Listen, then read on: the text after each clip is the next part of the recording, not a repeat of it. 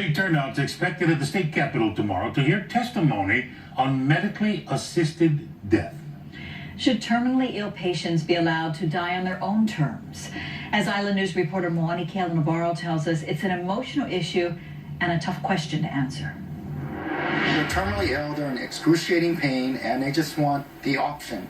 Not that they're going to use it, but they want the option to make a decision on their own anatomy. Representative John Mizuno says he's preparing to take in hours of emotional testimony on a controversial measure called Our Care, Our Choice.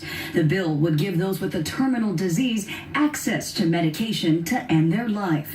It's an option longtime lobbyist John Radcliffe yearns for. He's lived with stage 4 colon and liver cancer since 2014 and just completed his 59th round of chemotherapy. As long as the chemotherapy is working, it's working. Now, every time I go in, we see if it works. And so far, so good. If there's no cause to use the medicine, you don't use it. The trouble you have is you don't know what your time is. So it's nice to have it handy. Despite strong support for a similar bill last session, the House Health and Human Services Committee deferred it. The committee was headed by Representative Della Albalati. Last year's bill was really based on the Oregon bill. This year's bill looks more like the California bill that has a few more safeguards, including 2 requests as well as a written request.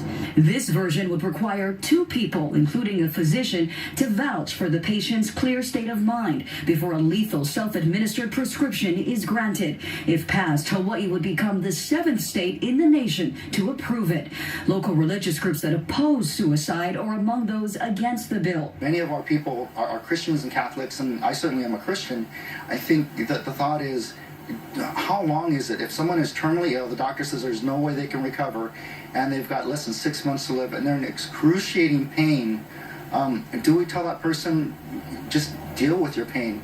Suffer for 6 months in excruciating pain till you just die. And I don't know if that's the right message. Tomorrow morning's hearing is scheduled for 10:30 inside the Chamber Floor Auditorium before joint committees on House Health and Human Services and Judiciary. K.I.TV Navarro, Island News.